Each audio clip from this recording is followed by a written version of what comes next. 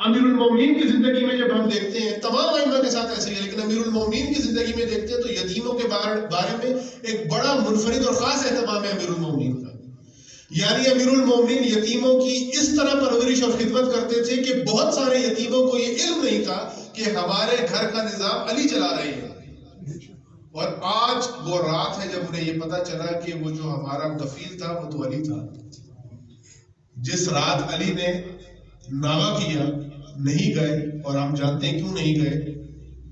وہ جو کئی دن تک زہر میں بھجی ہوئی تلوار کا زخم کھایا علی نے، وہ تلوار، وہ زہر جو شام سے اور مصر سے منگوایا گیا تھا، غالباً شام سے منگوایا گیا تھا، اس زہر کے اندر بھجی ہوئی تلوار کا جب زخم لگا اور امیر المومنین پر نقاہت طاری ہوئی اور گھر میں اس حالت اور کیفیت میں تھے کہ جب یتیموں کی کفالت کے لیے چند راتیں، ایک دو رات نہیں جا سکے، تو ان راتوں میں علم ہوا ان بچوں کو، ان کے گھر والوں کو، ان کی ماؤں کو کہ ہمارا کفیل تو علی تھا۔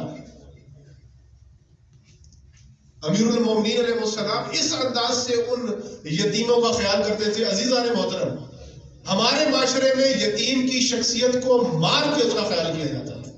اب میں اپنی رائے رکھتا ہوں، باقی جو احباب کام کر رہے ہیں اچھا کام ہے، اللہ تعالیٰ ان کو اجر دے، لیکن یہ جو ٹائٹل ہم دیتے ہیں نا یتیم خانہ، دین نے یتیموں کو معاشرے کا حصہ بنا کر ان کی تکریم و تعظیم کا حکم دیا تھا۔ ہم معاشرے سے الگ کر کے ان کو ایک خاص ٹائٹل دے کے، ایک عنوان دے کے ان کی مدد کرتے ہیں، اور پھر ان کے ساتھ تصویریں بھی بناتے ہیں اور پھر اخباروں میں بھی لگتی ہیں، اور یہ اظہار بھی ہوتا ہے کہ یہ یتیموں کے ساتھ فلاں موقع پہ یہ تعاون ہوا۔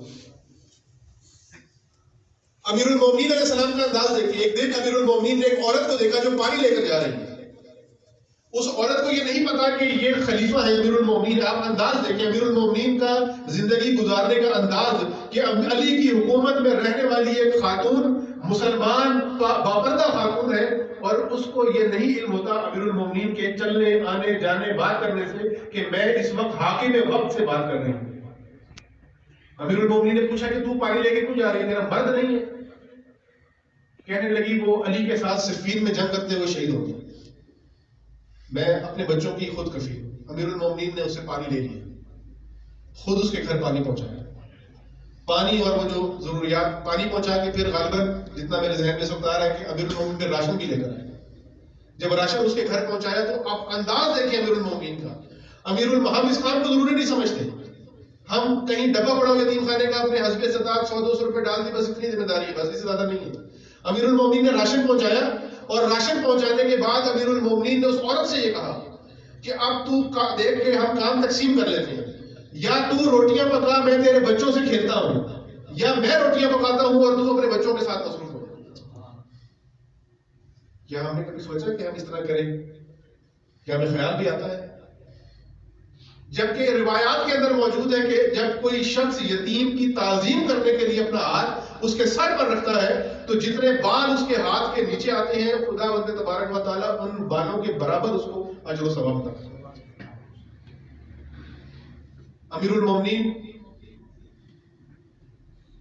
اس عورت کے ساتھ کام تقسیم کر رہے ہیں جو یہ نہیں جانتی کہ یہ خلیفہ وقت ہے، حاکم ہے، امام ہے، اور امیر المومنین سے یہ فرمان ہے کہ یا تو روٹیاں پکا، میں بچوں سے کھیلتا ہوں، یا تو بچوں سے کھیل اور میں روٹیاں پکاتا ہوں۔ اور کھیلتے کیسے تھے امیر المومنین بچوں سے؟ جیسے اپنے بچوں کے ساتھ کوئی انسان کھیلتا ہے۔ امیر المومنین نے یتیم بچے کو اپنی پیٹھ پر بچھایا اور اس کے لیے ایسے جیسے ہم کرتے ہیں عام طور پہ گھروں کے اندر، باپ یا کوئی چچا یا ماموں یا کوئی کرتا ہے، بچے کو پیٹھ پر بٹھا کے کہتا ہے جی میں تمہارا گھوڑا بن گیا ہوں، اب تم مجھ پہ سواری کرو، یا اونٹ بن گیا ہوں سواری کرو۔ امیر المومنین نے بچے کو اپنی پیٹھ پر بٹھایا اور اس کے گھر میں اس طرح سواری کی اور کھیل رہے تھے اس کے ساتھ۔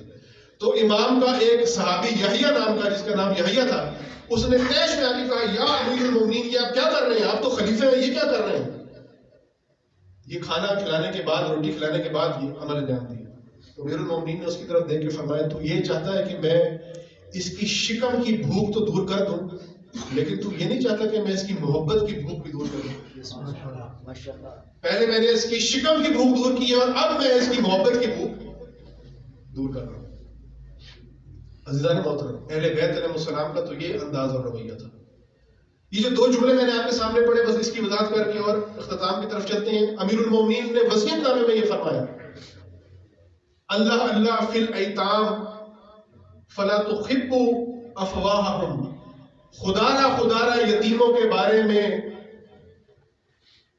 خیال کرنا، دھیان کرنا کہ تم لوگوں کی موجودگی میں ایسا وقت نہ آئے کہ ان کے لب خشک ہو جائے، یعنی ان تک بھوک آ جائے، وہ بھوکے نہ سوئے.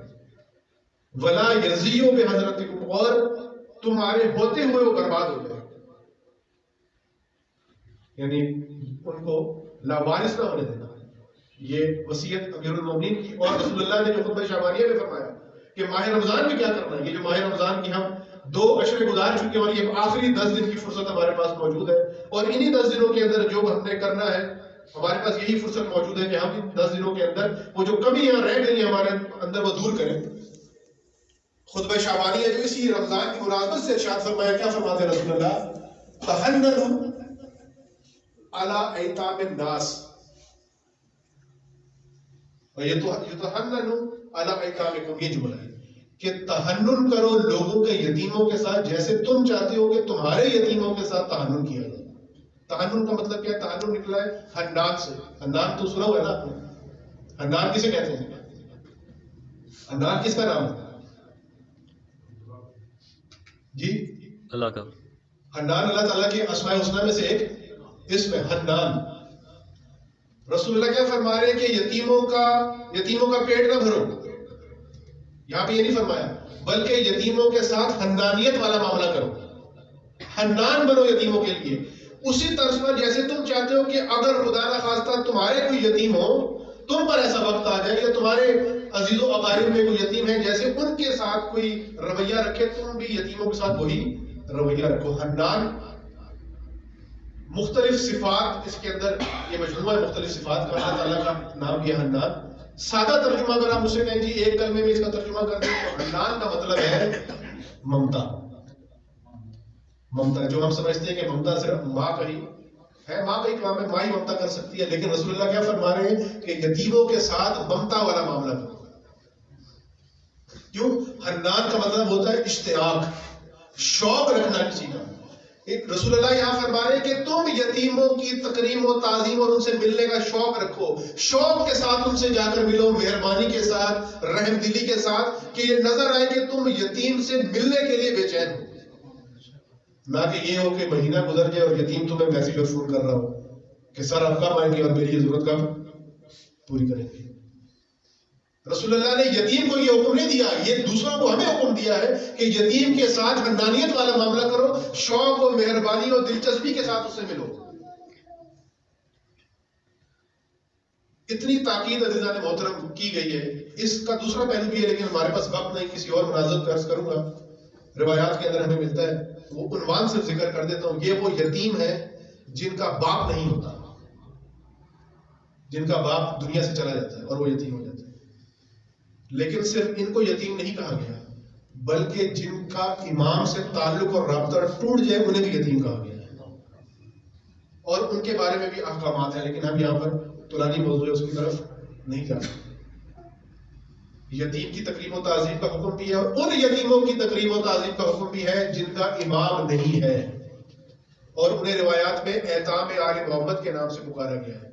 اور جو ان یتیموں کا خیال کرتا ہے ان کے بارے میں روایات موجود ہیں کہ قیامت کے دن روز محشر بعض شخصیات ایسی ہوں گی، بعض لوگ ایسے ہوں گے جن کو یہ کہہ کر پکارا جائے گا خدا کی طرف سے، یا کفیل ایتام آل محمد، اے آل محمد کے یتیموں کے کفیل آ جاؤ.